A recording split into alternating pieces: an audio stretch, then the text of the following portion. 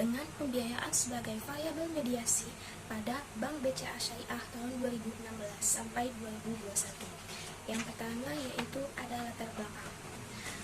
Dalam kegiatan usaha yang paling utama dari sebuah perbankan adalah penghimpunan dan penyaluran dana.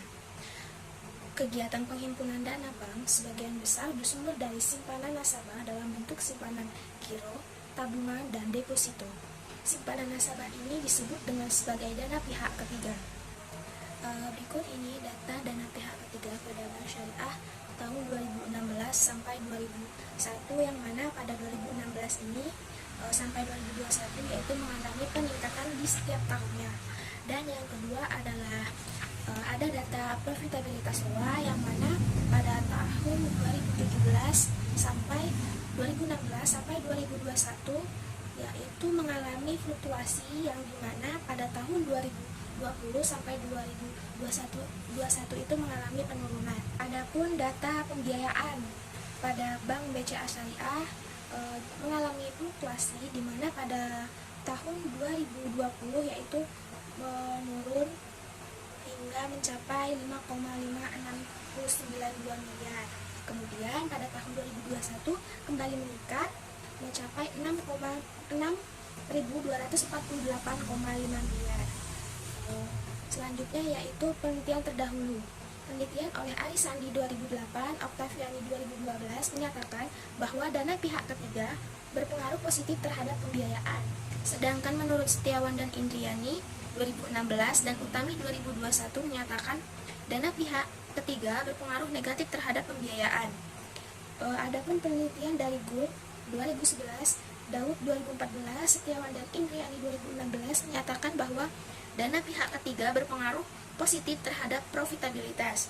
Sedangkan menurut penelitian oleh Prihatiningsih 2018 dan Perdede dan Pengestuti 2016, Fikriati 2015 menyatakan bahwa dana pihak ketiga atau DPK berpengaruh negatif terhadap profitabilitas. Selanjutnya penelitian oleh Gulk 2011, Masud dan Asraf 2012, Setiawan dan Indriani 2016 menyatakan bahwa profitabilitas berpengaruh terhadap pembiayaan bank. Sedangkan oleh Utami 2021 menyatakan bahwa profitabilitas tidak berpengaruh terhadap pembiayaan. Berdasarkan hasil penelitian terdahulu, diduga pembiayaan sebagai variabel perantara dana pihak ketiga terhadap profitabilitas ROA, maka penelitian ini akan menguji dengan variabel mediasi. Hal tersebut dibuktikan oleh penelitian terdahulu di atas, maka peneliti tertarik untuk melakukan riset dengan judul Analisis Pengaruh Dana Pihak Ketiga atau DPK terhadap Profitabilitas dengan Pembiayaan sebagai Mediasi pada Bank BCA Syariah tahun 2016 sampai 2021. Bab kedua yaitu kerangka teori. Yang pertama yaitu menggunakan signaling teori. Signaling teori ini yang berkaitan dengan ketersediaan informasi, yaitu jenis informasi yang dikeluarkan perusahaan yang dapat menjadi sinyal baik luar perusahaan, terutama investor, adalah laporan tahunan. Dan yang kedua adalah trade-off theory. Trade-off theory adalah teori yang menyatakan bahwa suatu perusahaan mempunyai tingkat hutang aktualnya ke arah titik maksimal ketika perusahaan tersebut berada pada tingkat hutang yang terlalu tinggi atau terlalu rendah. Adapun dana pihak ketiga,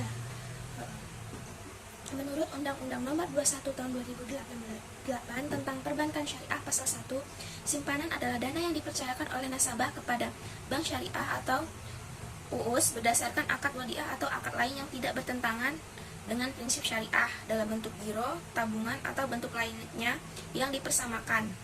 Dan yang kedua ada profitabilitas. Ada beberapa indikator dalam profitabilitas, yaitu yang pertama net profit margin atau NPM, dan yang kedua return on asset atau ROA, dan yang ketiga yaitu return on equity atau ROE. Dalam penelitian ini yang menggunakan profitabilitas yang dialokasikan menggunakan return on asset atau ROA. Selanjutnya ada pembiayaan. Dalam akad tersebut ada beberapa jenis pembiayaan. Yang pertama pembiayaan modal kerja syariah. Jenis-jenisnya yaitu pembiayaan mudharabah, pembiayaan istina, pembiayaan salam, pembiayaan murabahah, pembiayaan ijarah, dan yang terakhir adalah pembiayaan investasi syariah. Adapun kerangka pemikiran. dana pihak ketiga yaitu sebagai X, dan profitabilitas ROAS sebagai variabel Y, dan pembiayaan sebagai variabel mediasi. Selanjutnya, hipotesis. Yang pertama, pengaruh dana pihak ketiga atau DPK terhadap profitabilitas. H1, dana pihak ketiga atau DPK berpengaruh positif signifikan terhadap profitabilitas Bank BCA Syariah. Dan yang kedua, pembiayaan terhadap profitabilitas. H2, pembiayaan berpengaruh positif signifikan terhadap profitabilitas Bank BCA Syariah. Dan yang ketiga, pengaruh dana pihak ketiga atau DPK terhadap pembiayaan. H3, dana pihak ketiga DPK berpengaruh positif signifikan terhadap pembiayaan Bank BCA Syariah. Dan yang terakhir, pembiayaan mediasi pengaruh dana pihak ketiga atau DPK terhadap profitabilitas. H4, pembiayaan dapat memediasi pengaruh dana pihak ketiga atau DPK terhadap profitabilitas Bank BCA Syariah. 4. Metode penelitian. Yang pertama, waktu penelitian dilakukan pada bulan Februari sampai selesai. Dan yang kedua, tempat penelitian, yaitu yang menjadi objek penelitian saat ini adalah Bank BCA Syariah. Kemudian ada pendekatan dan jenis penelitian. Metode pendekatan penelitian ini menggunakan metode penelitian kuantitatif. Jenis data yang digunakan dalam penelitian ini bersifat runtut waktu atau time series tahunan dari tahun 2016 sampai 2021. Ketiga yaitu populasi, sampel, dan teknik pengumpulan data. Yang pertama, populasi. Populasinya ini dalam penelitian ini adalah seluruh data laporan keuangan tahunan 2016 sampai 2021 yang telah dipublikasi oleh Bank BCA Syariah. Dan yang kedua yaitu populasi yang digunakan dalam penelitian ini adalah data laporan keuangan tahunan yang telah dipublikasi Bank BCA Syariah dari 2016 sampai 2021 sebanyak 6 data. Dan yang ketiga, teknik pengumpulan data menggunakan yaitu dokumentasi, dan yang kedua ada kepustakaan. Selanjutnya, definisi operasional variabel. A. Variabel bebas atau independen. Dalam penelitian ini menggunakan variabel dana pihak ketiga atau DPK. Dan yang kedua, variabel terikat atau dependen. Dalam penelitian ini, peneliti menggunakan variabel profitabilitas atau ROA. Dan yang ketiga, variabel mediasi. Dalam penelitian ini, peneliti menggunakan variabel pembiayaan. Selanjutnya, teknik analisis data. Dalam penelitian ini menggunakan teknik analisis sebagai berikut. Yang pertama, uji stasionaritas, dan yang kedua, uji model regresi, dan yang ketiga, uji statistik, dan yang keempat, uji asumsi klasik, dan yang kelima, analisis jalur path atau path analisis.